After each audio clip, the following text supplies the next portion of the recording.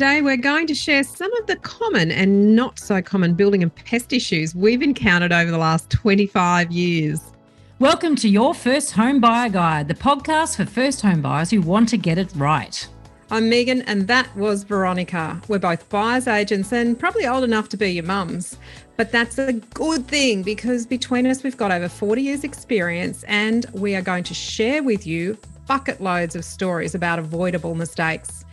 Together, we're going to make sure that you get unbiased and real information that you can rely on so you can get where you want to be without missing a step. Now, we've got loads of great tips for you in this episode, and if you'd like more useful tools, head over to the website homebuyeracademy.com.au.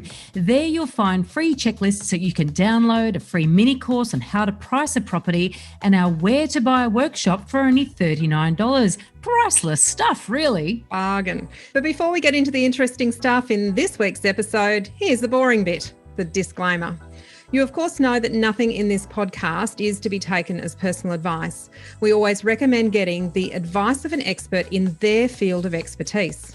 Now, we've done our very best to ensure that the content is correct at the time of recording, but things change. So check with the relevant government authority or your advisors to get the most up-to-date information.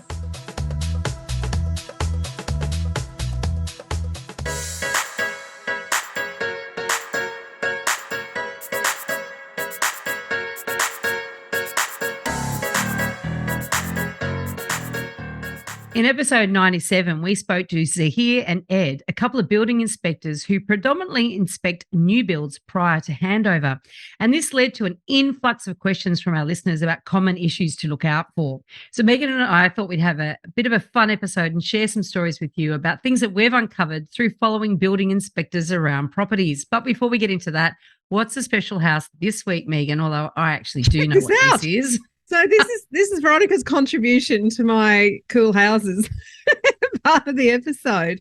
For those who aren't watching, each week obviously put something behind me that just is interesting, that, you know, something, a building, a house, my renovation. And this one is really interesting. It is called the Tweed Terrace House and it is inspired by Mexican architecture, located in Tweed Heads, which is a beautiful part of the northern New South Wales coast. But Veronica, anyone who looks it up, so Google it if you like, there's a lot of curves inside this building. And Veronica and I are both looking at it going, how do you furnish that? It looks like a pair of sort of white pebbles sitting on a rock plinth. And I just looked at it. I love the look of it, actually. And I thought of you immediately, Megan, when I saw that. I thought you will love these. I can't believe you haven't seen them. Really interesting. And then you've got the juxtaposition of those modern buildings towering over it at the back. Hideous apartments just behind it. But it's just sitting there on the point. It's a pretty amazing ocean views. And inside, like Megan was saying, everything's curved. Everything's curved. So it would have cost a fortune to have all those beautiful, they've got timber panel rooms and all sorts of things. You'd have beautiful view. I mean, they have really made it into almost a piece of art, how you look out the glass looking towards the ocean. So they've framed it beautifully so that it really looks, you know, quite spectacular from inside looking out. It does look like sculpture. And all I can think of is that you really need to get all of the joinery built into that house. So you couldn't really move anything in other than the bed, I think. Well, the bed almost needs to be curved as well because you put hard lines in something that's so soft and curvy. Anyway. Quite beautiful. Imagine doing a building inspection on that one. That would be a tough one. Look, inspection reports generally look at structural defects rather than cosmetic imperfections. And I think that's one thing that buyers have to be really, just be cognizant of it, because sometimes you move into a house and you go, oh, they didn't pick up that chip in the laminate inside the bathroom drawer. That's not what a building inspection is for. It's more for those sort of structural defects that might end up costing you a lot of money. But you shouldn't expect comments about loose door handles or chipped tiles or poor quality painting, although some inspectors might actually make those sorts of comments as an observation rather than an issue that needs to be dealt with. Something that we see a lot, Veronica, is things that aren't built to current code. So they might have been built back in the 1970s, 1950s, and they might have been built to code at that time. But the codes change constantly, and building codes are very local government specific. And then there might be a state layer, and then there might be a national layer over that in terms of how building codes are implemented and administered. But that's something that I've seen quite a bit, particularly in Queenslanders. Maybe the railing height isn't as high as it is meant to be, but it was fine when it was built in 1890. The classic I see all the time are staircases in terraces that are like practically like climbing a ladder. They are so steep, and often the tread as well. So in a house now, when it's built, there's a code which means it can't be steeper than, I don't know what the gradient is, but also it has to be the step has to be so deep, and the riser has to be so much, and it's really prescriptive how a staircase has to be built now. Whereas some of these old houses, you get the steps are steep as well as being quite deep, like as in high. Each step is high, so it's almost like a workout to climb up these. You've really got to get your glutes activated. The tread's not very deep, so I don't have a large foot. I'm an average size 8 for a woman, but I would imagine a bloke with a size 10 or size 12 putting his foot on some of these stairs and not even being able to get traction. I walk down like I'm a duck sometimes. You've got to have your feet at angles. Sideways. Yeah. Out, sideways, in, make you backwards maybe. And I always think of things like, going to the toilet in the middle of the night, like really practical things like that. Because a lot of those terraces don't have bathrooms on the upper level, do they? So you've actually got to, what do you do? Put some carpet on it and slide down on your butt? That's it. We used to do that as kids. It makes me laugh. I mean, I know someone who's living on a tiny little terrace like that. It's actually 2-bedroom. The staircase is like one of these really steep little staircases. And if you actually put a staircase in there that's code today, you wouldn't be able to have 2 bedrooms because of the return.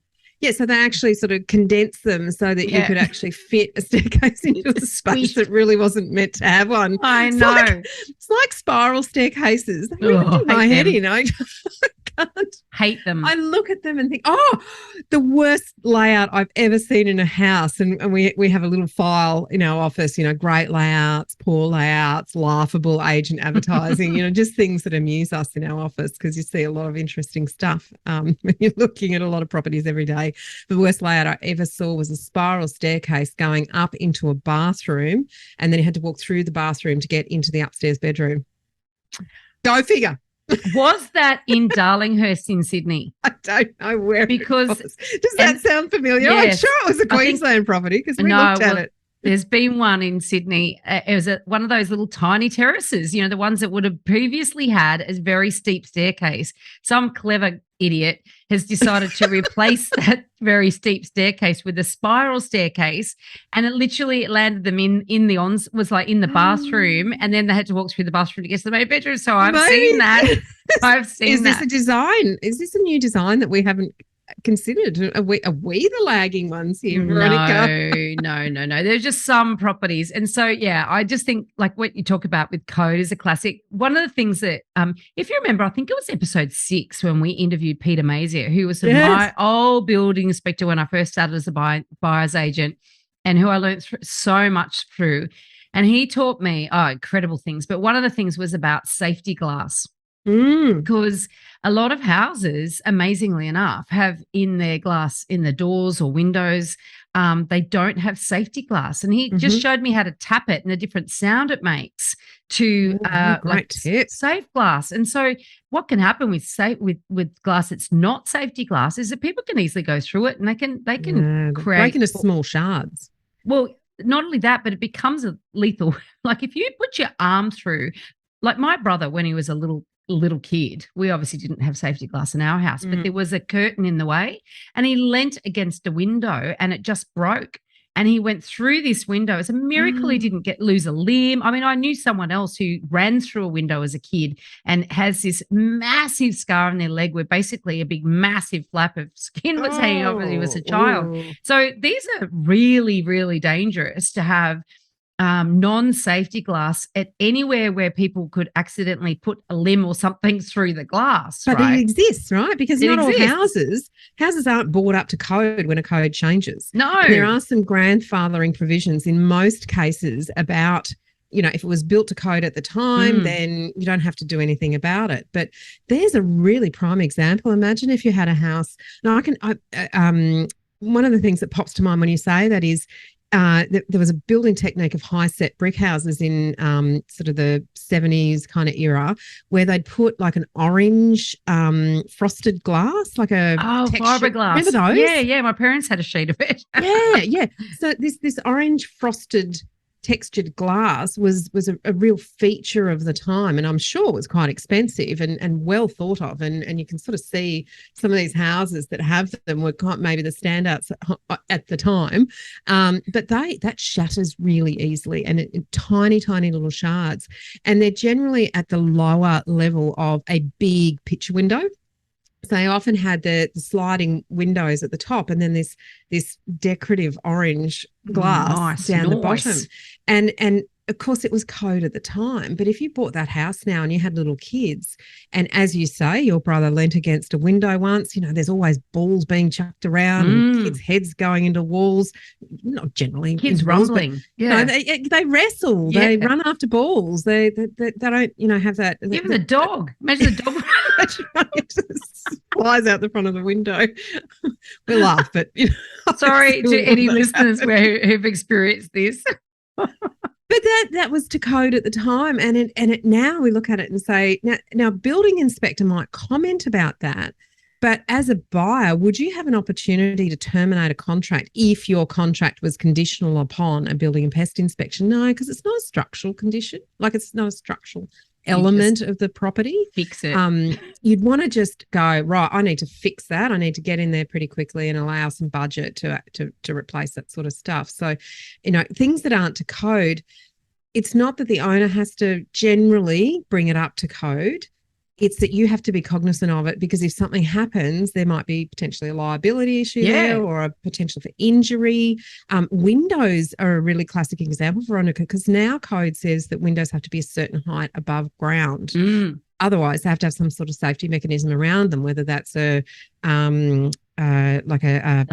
on the opening. Yeah, limiter on the opening. What's the other thing? The like mesh screens, not just the flimsy ones, but like the solid, the solid mesh screens to stop people actually going through. So if they actually hit the window, they might break it, but they won't actually fall out from the second or third story if that was to be the case. That there are so many old apartment complexes where those window heights are low. We've got can get to them. We've had legislation in New South Wales that means that all apartment buildings have had to upgrade their window closures, so to make sure that they don't open sort of wider than a baby's head, so they don't want anybody crawling out of them. Retrospectively, they have to do that. Yes. And is that imposed on the body strata? Yep, it's an obligation. So every now and then I'll still go into a building where I can see that they haven't actually done that. They haven't upgraded their windows, or they haven't put because you can retrofit a device that limits how far the window can open. And it can be as simple as at a really basic level, but I don't know if this is technically good building practice, but it's screwing a piece of timber into the windowsill. It actually stops the window going past it. Yeah, well, it does the job, I guess. And there's different regulations on that, in a house versus in an apartment, and also state by state, as we know, everything is different. Well, it's council, it's local government area by local government area. Yes. I mean, you're talking about a state-based change to legislation there, but realistically, if I look at something that is to code in Brisbane local government area, it might be vastly different to what's to code in Ipswich local government area, and they neighbour each other.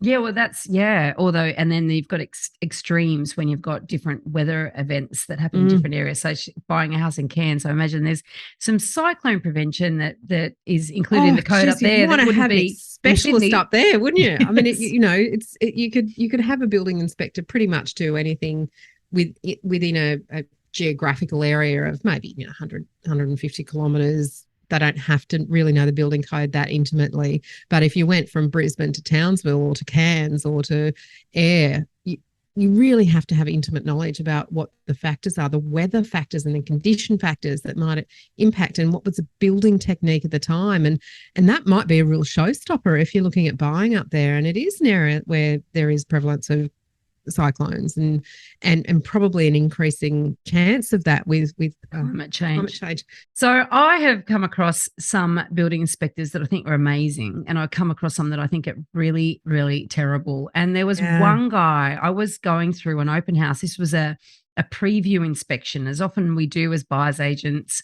You get the opportunity to see the property when the photos are being taken. So the agent said, look, this is coming on the market. We'll get you in early. So I go through and I'm taking my own little video and whatever, and I'm dodging the copywriter, I'm dodging the floor plan person, I'm dodging the photographer, definitely dodging the photographer because I don't want to get in the image.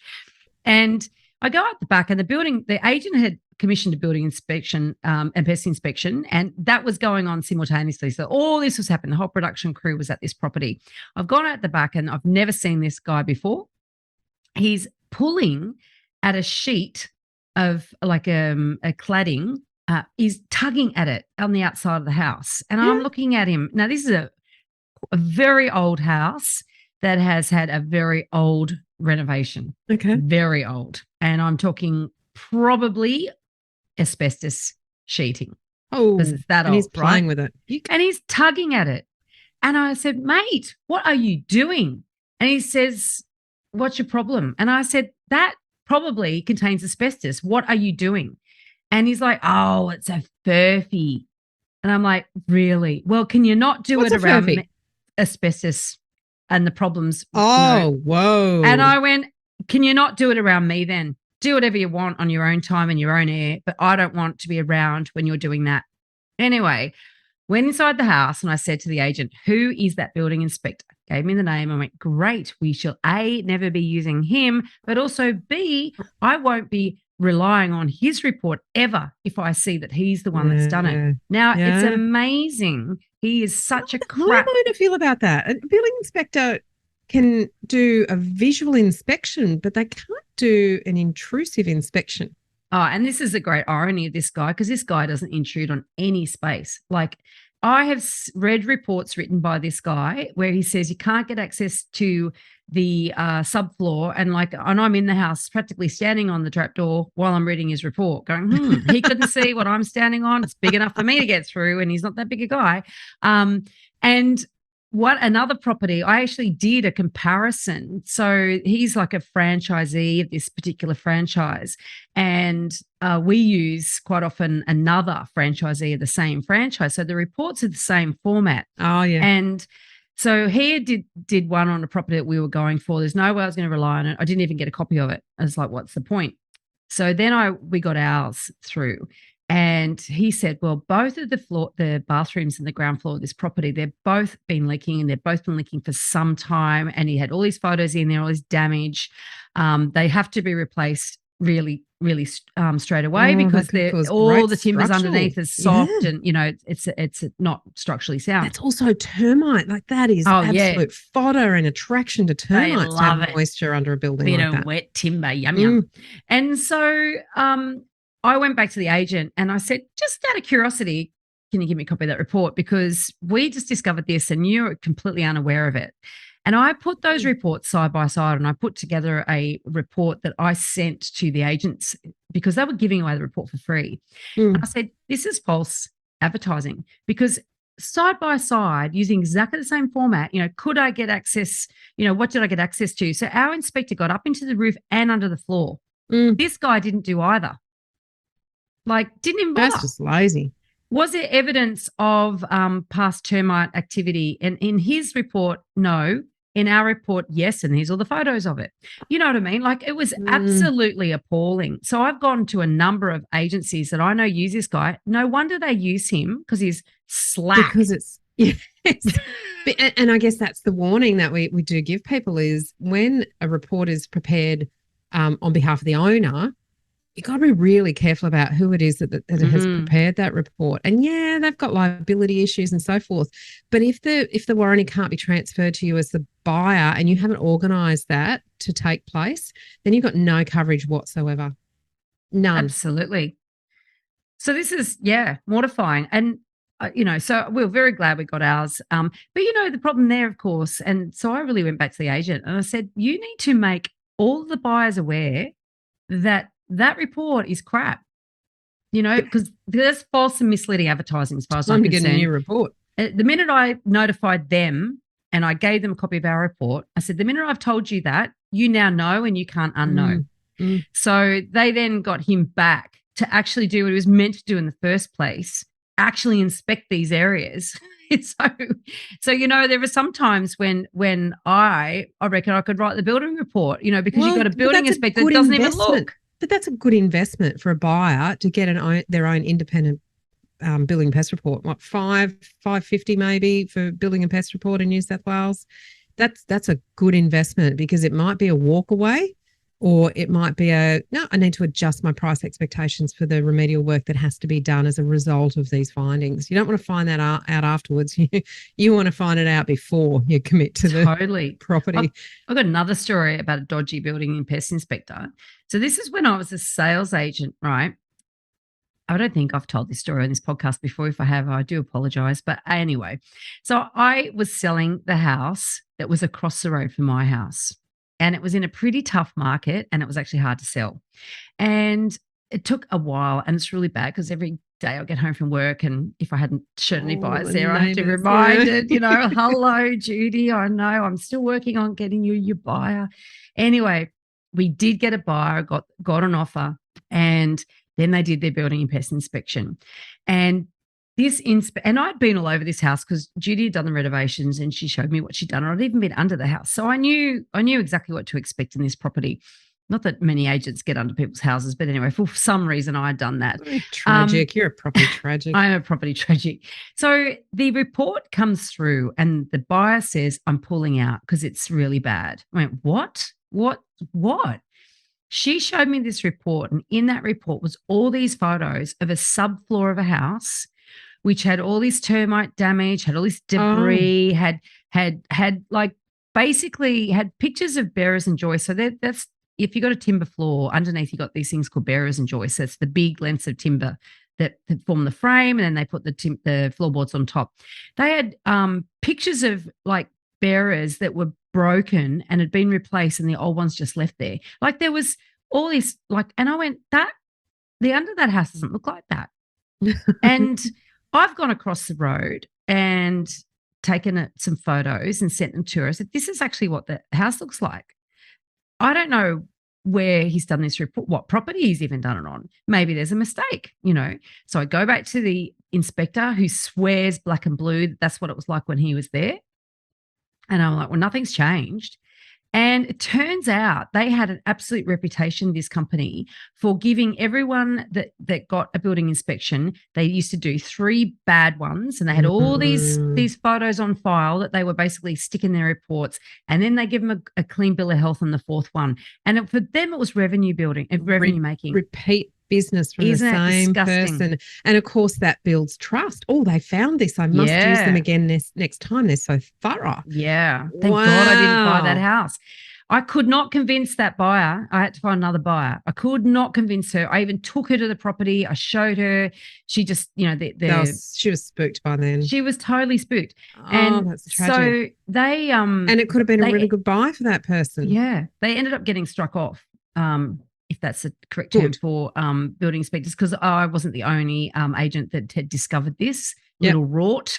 But, thankfully there's not many like that out there. But, you've got to be aware that people can sometimes abuse their situation or less other so people's now, vulnerability. I think. Yeah. Look, let's talk about some of the common things that are found. Rising damp is a big one for houses that are built on slabs.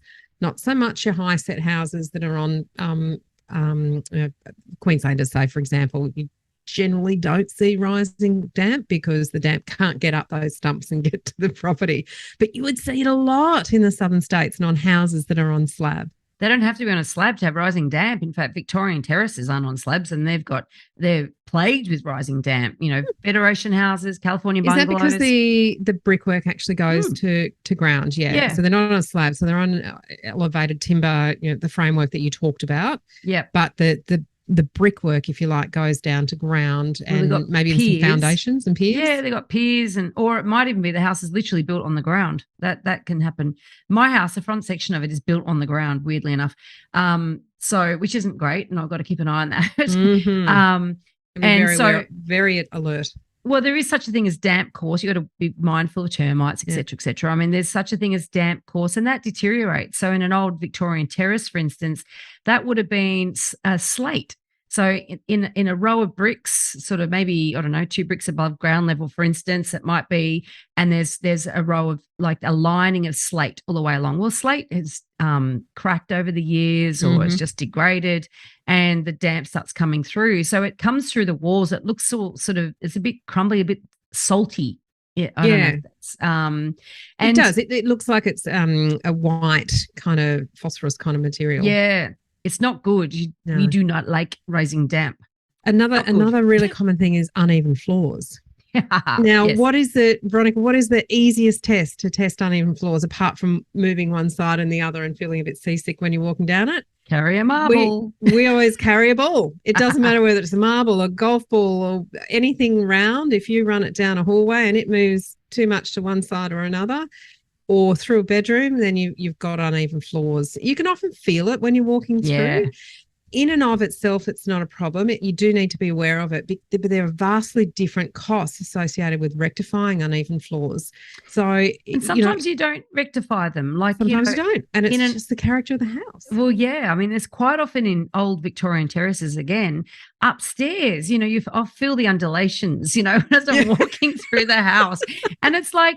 And for me, I sometimes feel like I'm the princess and the pea, like I'm really sensitive to these things. I can feel these floors a bit uneven. And, but what are you going to do? Like in order to level up that floor, you pretty much have to gut the house and effectively start again. No one's going to do that. So even in renovated houses, sometimes I find that upstairs have got wonky floors.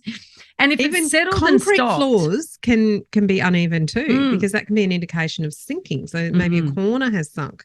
Now, it can be rectified, but again, quite expensive. But this is some of the common things that we can see in building pest inspections. And it can lead to doors not closing properly, Veronica. Yeah, so it's absolutely. not just about the floors.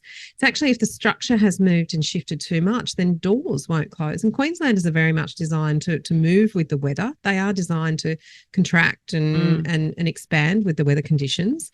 And you can find that one day your door opens and the next day it won't. And that's the nature of it. It doesn't mean that it's defective, but, you want to be a little bit careful that it isn't a result of a corner dropping or some stumps being really so far out of whack that the whole building's shifted. Oh my God. I mean, because like even with all the rain that Sydney's had, my daughter's bedroom door sometimes swells to the point that I can't shut it properly. And then it's normal at the moment, but I know that we've got another El Nino coming up over summer. It'd probably swell again. Yep. But there's been times when I've been through properties, and I've just sort of looked at, over the years, quite often people might shave a bit off the door to counter this, and I've seen even staircases that I reckon are sitting at a 20-degree angle. but the house has stopped moving. It's like it was built and then it settled and then it stopped. It must have found rock at some point and stopped, and it's like, what are they going to do? Especially in the middle of have a really good conversation with your inspector about that one. Because sometimes I feel like a whole row of terraces is just leaning on each other anyway. So, like a deck of cards. Yeah. Dominoes. If you dominoes, the first ones, they're all going to go over. You want to be careful about that.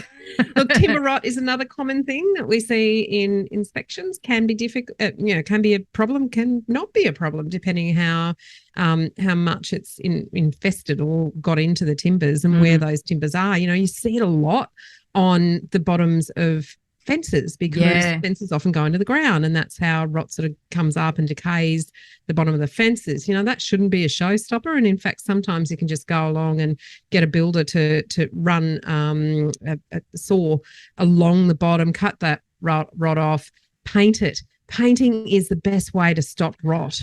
If you remove it first, bog it correctly if it's not a structural issue. If it's just a cosmetic issue, but you want to remove it, you don't want to paint just over the top of a rot or a fungi or anything like that. You've got to treat it and and deal with it first. Well, that's the thing. Paint is an amazing protector, even for brickwork on the outside of a house. And quite often a building inspector will say, look, there is damp, and it might be lateral damp. So you've got rising damp that comes up, you've got lateral that comes sideways, and that can just be from rain and just various other, maybe off a tree. Penetrated the membranes. So it's coming in sideways. And so painting the wall is often the rectification work that a building inspector might recommend.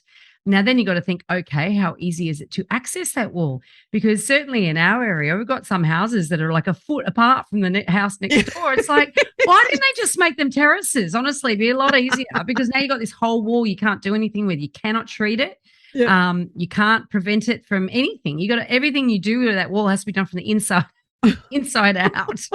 And I always think so many challenges, and so every property is different, right? And that's the important thing to keep in mind is, well, what might be an issue on one is maybe just that's just some maintenance I've got to deal with on another. And this is the problem. So I always think, how easy is it to do that maintenance? So it's all good to think, okay, I just need to maintain the house. And we highly recommend you do maintain a house. As Peter Mazier said way back in episode 6, I'm pretty certain it was, he said every house starts deteriorating from the minute that's finished. Yeah. So therefore you do need to maintain properties. And when you buy a house to live in, you've got to maintain it.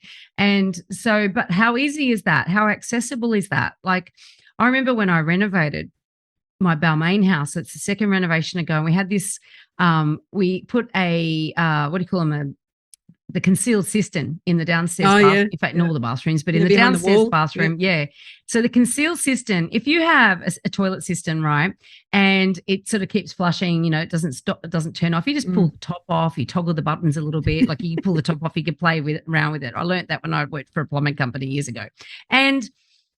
But if it's concealed, it's like, well, how do you get access to it? It's behind the wall. So you want to make sure it's a nice big panel. Well, because of the way that this bathroom was designed and where it was located, the actual cistern, the access was through the pantry, because there was the bathroom, and then on the other side of the wall was actually the pantry wall, and then there was a kitchen. So just the way the house was arranged, right? Yeah.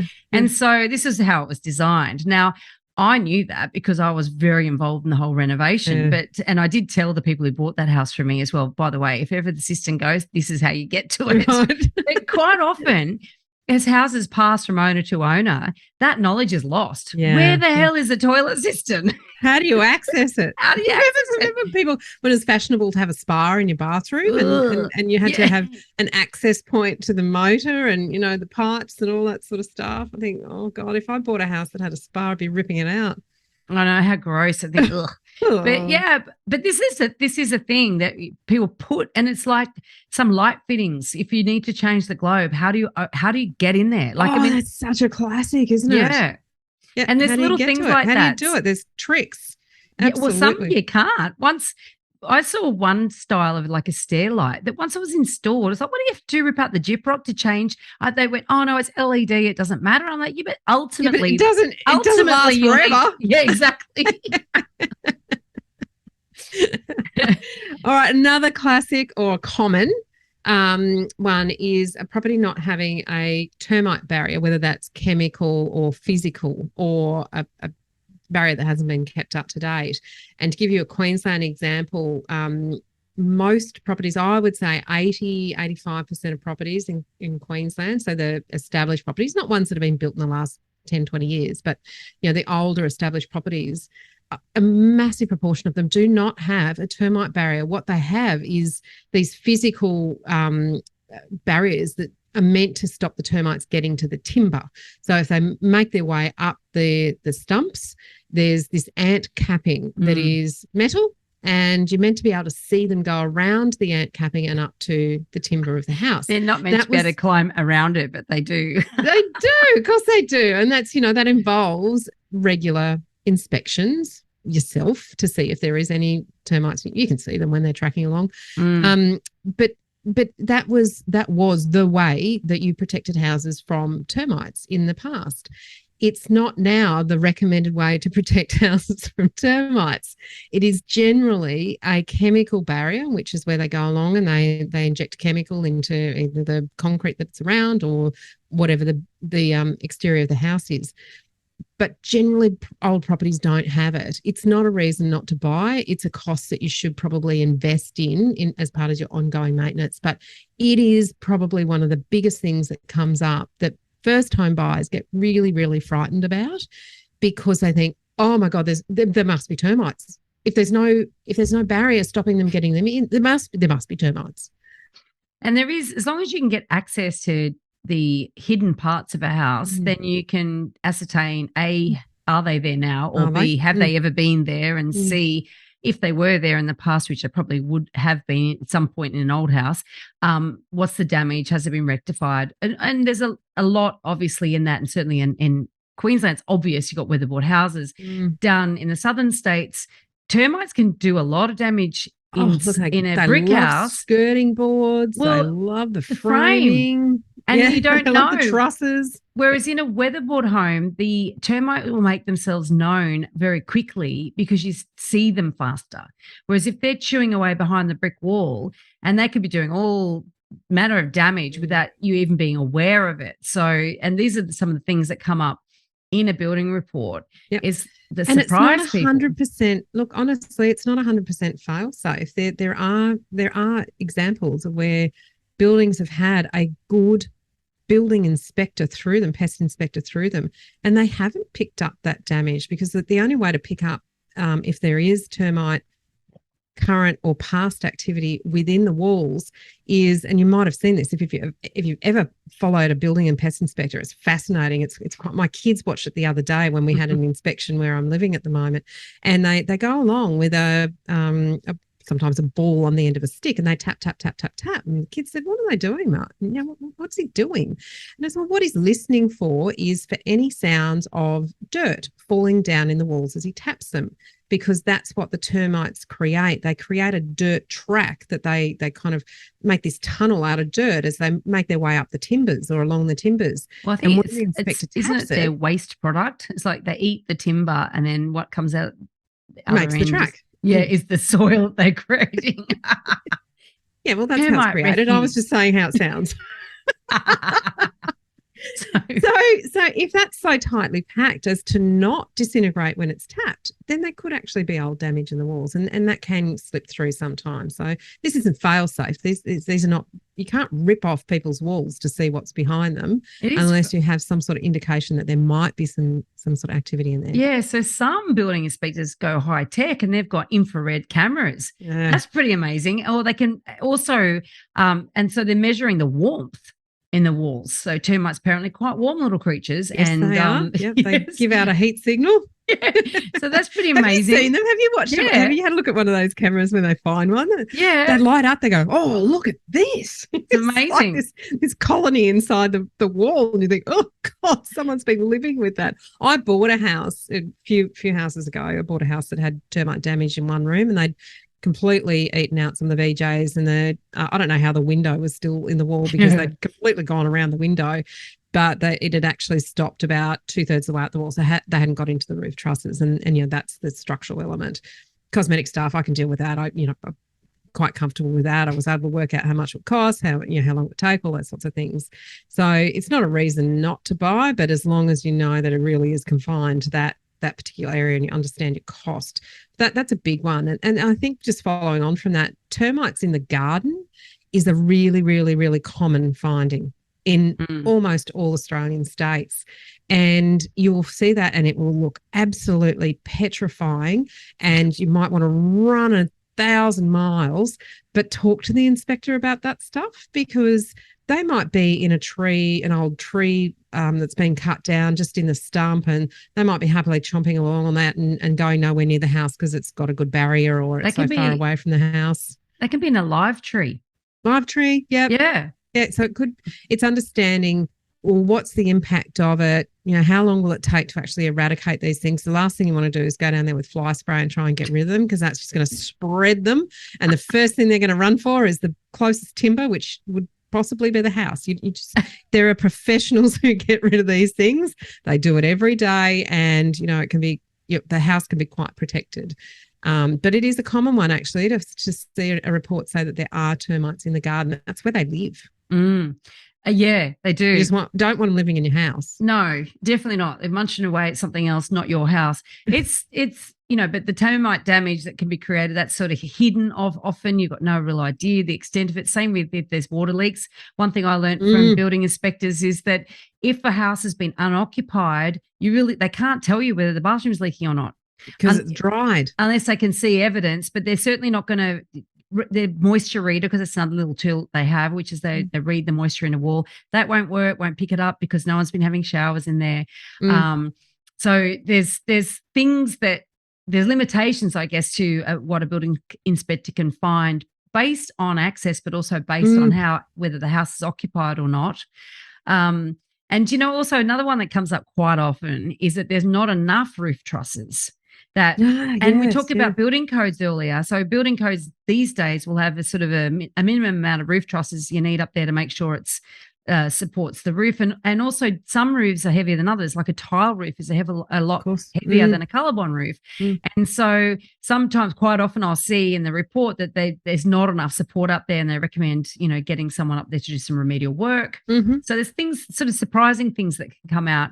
Another one that I saw underneath his house, it was like somebody had gone through, those little door wedges, that you can wedge under a door to stop it slamming. It's like they'd gone under the whole house and hammered these like door wedges in all through every pier. Every pier had door wedges. That's trying to straighten the house without actually replacing the piers. That's it. They're trying to underpin it themselves. And then they were those little rubber door wedges. Like somebody was a handyman job. That's not going to work. At least get timber. I've seen you walk from one end of an old house, and I've talked about my very first house that I bought. It was a deceased estate, and it was not maintained at all. It was, in hindsight, I took on way more than I should have at the time. But I was naivety and inexperience. You didn't know young and ambitious. I had no idea what I didn't know. But walking through under that house, so it was a worker's cottage on concrete stumps, but there were some original timber stumps as well. Like one of them just had literally fallen over. It had dropped that much that it wasn't even connected to the house. But in other places, they'd attempted to straighten the house a little bit. And on one of the stumps was a brick with some backing on top of it. That's how much the stump had dropped. Wow, a whole brick. Like not just a little rubber door wedge, an entire brick. That's pretty good. Look, you mentioned about leaking and houses that haven't been lived in for a long time being dry. One of the things that building inspectors can't see is the waterproofing. Like, was it done? Was it done properly? Has it been compromised? They can't and they see all through fail things. too. Ultimately, eventually they fail. Don't last forever. Yeah, that's right. So you're not often going to have commentary around those sort of stuff. They can't see leaking inside walls or between floors unless there is moisture present at the time. So that can be a bit of an issue. They can't see framing. They can't see bracing. All those things that sit between the walls that are part of the structural integrity of the building. There's no way an inspector can actually look at that stuff. Yeah, and there's also some pretty amazing things that we find. You've got a classic story, don't you, about very strange rectification work? Well, I do. But before I go into it, because the second part actually relates to something that isn't in a building and pest inspection, what we talk about in the course in your first time buyer guide is a building and pest inspection will almost never include commentary around plumbing, electrical, pools, integrity of retaining walls. They might say, the tap in the ensuite appears to be leaking, but they won't go any further than that because they're not generally licensed plumbers or electricians. They're licensed builders or licensed pest inspections. So we talk about building and pest inspections, but I think you and I more broadly include those other inspections in that commentary, getting a plumbing inspection, getting an electrical inspection. If the property is freehold and has a pool, get a pool inspection because you don't know. You want to test that those pipes aren't leaking and that the structure, the shell of the pool has integrity. But yeah, I had a classic one. We went through a property that had been renovated, and I say that with inverted commas around it. It had been renovated, and what they'd done. So I'm not bad. I've been looking at properties for over 20 years. I'm not bad with the detail. I have a checklist that I go through, and I know what I'm looking for, and I'm looking for the tricks. I'm looking for the hidden stuff. But in this one, they'd put some masking tape and cling wrap to cover a large hole in a wall behind a bathroom door. What, they And I painted it? missed it. Oh, But the wow. inspector didn't. And he's tapping away with his tapping tool, and Yeah. he's going Straight straight through through the How classic. cling wrap. And he's even looked at it and went, I did not see that. Wow. So he just earned his money back in spades just for finding one of those things that someone had tried to pull the wool over our eyes successfully initially. Wow, that's cheeky. Yeah. But I think the biggest, and I've talked about this in previous episodes, the biggest potential cost that having all of these inspections done, and look, sometimes the inspections might add up to $1,000 if you've got all of them being done in a pool and all these other things. But the biggest potential cost that was unveiled was a $30,000 stormwater pipe damage. So that is something that you cannot, there is no one who can possibly find that sort of stuff out unless you're a plumbing inspector who puts a camera down, and they often enter from the sewer inspection point on the property, and they put a camera down and they run all the way through and they check the pipes, they check the underground pipes. And what had happened was that the tree roots from the next door trees, not even trees within this property, but the next door tree roots had got into this pipe, and it was in such a bad way that it was just inevitable that at some point, and it may have already happened and it wasn't revealed, but at some point that sewage was going to, stormwater, sorry, it was going to back up, and there was no way for it to run through. So that was a $30,000 potential future cost that the purchasers were saved. And they did go ahead. It was actually because there was evidence there, and the contract was conditional upon the building and pest inspection. We actually managed to get a reduction equivalent to the cost of it, fixing that, and the buyers went straight in. I think actually the sellers allowed the work to be done before settlement, was part of the conditions of the contract. So, this stuff is worth its weight in gold. It's an uncommon one, but kind of common as well. Very true. It's not found often. No, exactly. And you know what? It's actually a challenge. Even in Sydney in our business, we struggle and are not always successful in finding a plumbing inspector and an electrical inspector. They're really, really hard to find. Busy and rare. Yeah. And they often don't, like, it might be a plumber who then says, I don't want to do it anymore. So there's not as easy to get as a building inspector. And that's one of the reasons that I quite like using a building inspector, like you mentioned this before, who has been a builder before, not just someone who's done the inspector course, but someone who's actually built buildings. So and even talking to Sahir and Ed in that other episode, they just gave us so many amazing examples, I guess, of how a builder understands how everything's put together in the first place. So that's really important. So things that get covered up, right? I went through this house years ago, and I went upstairs in this particular property, and I could smell fresh paint, and as you often do in a house that's on the market, like you often smell fresh paint, but I smelled it upstairs. Yeah. And for some reason, I just felt the need to touch the wall. And it was wet, and not wet from paint either. Yeah. It was wet. And I'm like looking at thinking, there's a leaking roof big time. And it's like, there's something about it that just triggered it for me. And I just clocked it. It wasn't a right property for a client of mine. I didn't worry too much about it.